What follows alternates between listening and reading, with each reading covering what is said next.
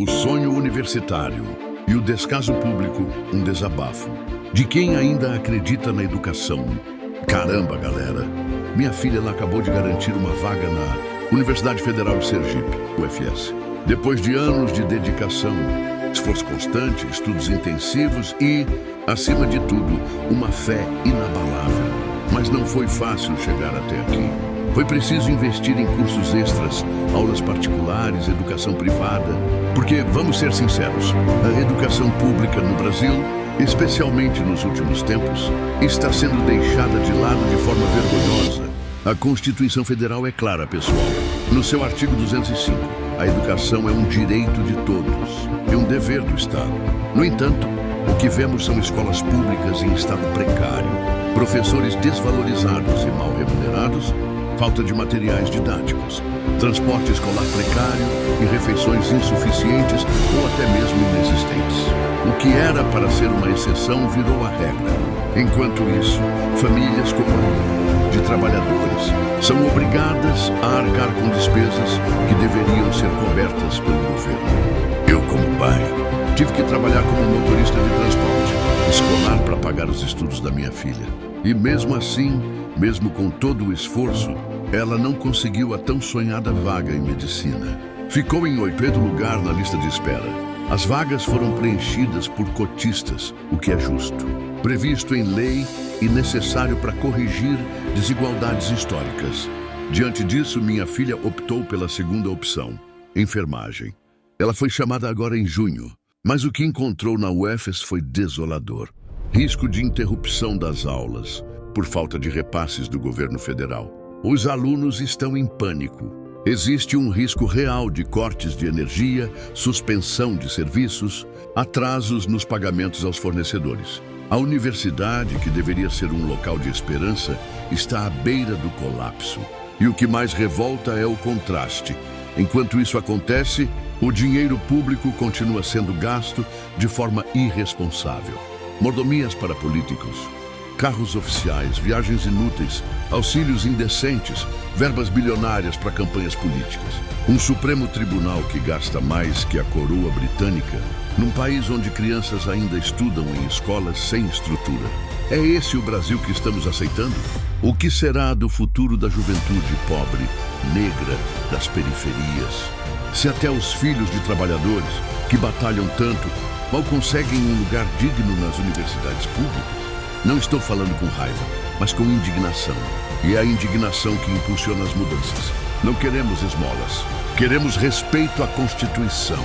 Queremos que a educação pública seja prioridade novamente. Não apenas em palavras, mas em investimentos reais, estruturais e duradouros. Porque enquanto os filhos dos trabalhadores precisam se tornar heróis para entrar na universidade, o Estado continua negligenciando sua obrigação mais sagrada, educar seu povo.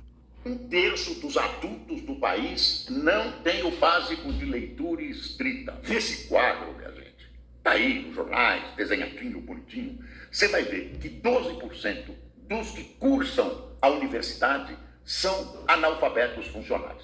Analfabeto funcional, para quem não sabe, é uma definição simplificada, é quem sabe ler e escrever, mas não entende o texto, não entende o que está escrito. Então não adianta ele saber ler e escrever. Esse é o analfabeto funcional. Então, pelo ensino brasileiro, a pessoa vai sendo empurrada para cima pelo sistema, ninguém é reprovado, vai sendo empurrada, e chega à universidade como analfabeto funcional. As crianças saem dos cursos básicos, chegam ao ensino médio, sabem um monte de coisas, apenas não sabem ler, escrever e fazer contas. Esse é o ensino Paulo Freire, viu? Esse é o ensino Paulo Freire, cuja eficácia está aí nesses resultados vergonhosos. Olha, país que não tem boa educação não se desenvolve e nem distribui renda. Boa educação é fator de distribuição de renda. A pessoa tem um emprego melhor, tem mais chance na vida. Aqui a situação é catastrófica. Isso é uma vergonha. Precisa. A triste realidade que atinge estudantes, professores e pesquisadores. Na segunda reportagem da nossa série especial, nossos repórteres mostram a falta de investimentos em pesquisas de ponta. Com isso, os cientistas têm que encontrar caminhos para continuar sonhando, continuar com os projetos. Centro de Ciências da Saúde da Universidade Federal do Rio de Janeiro. Pesquisas importantes para a população brasileira são desenvolvidas aqui. Neste laboratório, os pesquisadores descobriram que o vírus da Zika afeta não só os bebês que podem desenvolver microcefalia, mas também o cérebro de adultos. Eles podem ter uma condição muito semelhante à doença de Alzheimer, né? Então uma demência, um comprometimento que pode ser reversível em alguns casos e em outros casos não. É uma descoberta que pode ajudar na saúde pública. O médico que está lá no posto de saúde, ele vai conseguir fazer essa ligação entre a infecção pelo Zika e esse sintoma do paciente, diminuindo o tempo de diagnóstico. O estudo foi publicado em revistas internacionais renomadas, como a Science e a Nature, um reconhecimento que não condiz com a falta de investimento. A gente tem uma capacidade muito maior de pesquisa do que a gente trabalha hoje em dia. As pesquisas de excelência, elas acabam sendo financiadas em sistema de emergência, e a gente não quer isso, a gente quer trabalhar sempre, o tempo inteiro, estar preparado para responder de maneira mais rápida. Um dos grandes problemas que laboratórios como os daqui da UFRJ enfrentam é a falta de bolsas para os alunos continuarem as pesquisas. E quando eles conseguem, os valores são baixos. Eles acabam indo embora buscar melhores oportunidades de trabalho no setor privado. Foi o caso da Raquel. Ela se formou na UFRJ, queria continuar fazendo pesquisas, mas precisou procurar um trabalho que pagasse melhor. Passou 6 anos em uma empresa privada e voltou para fazer mestrado e pós-doutorado. A gente que dá a base para toda a ciência nesse país, né? E a gente não tem reconhecimento naquilo que a gente está gerando para a população como um todo, né? Então o dinheiro que a gente recebe é bem curto para tudo que a gente dedica, né, ao longo da nossa vida na carreira acadêmica. O governo federal anunciou em fevereiro um reajuste das bolsas de pós-graduação e de iniciação científica do CAPES e do CNPq.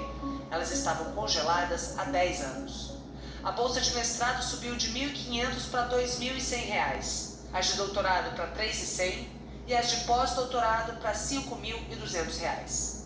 O auxílio para a iniciação científica e docência passou para R$ 700. 256 mil bolsistas foram beneficiados. Os dados mostram que os investimentos nas universidades federais caíram quase 70% entre 2018 e 2022. Esses recursos são aplicados no patrimônio das universidades, como reformas e obras, compra de equipamentos, computadores, livros e materiais permanentes. Nós não podemos trabalhar na nossa capacidade plena se não tivermos a recuperação desta infraestrutura. E nossas universidades estão prontas, têm um potencial, uma capacidade instalada que pode produzir respostas rapidamente para a sociedade brasileira, como nós mostramos durante a pandemia. Quem vê esse laboratório do Instituto de Química da Universidade Federal de Goiás em plena produção, não imagina o quanto foi difícil chegar até aqui.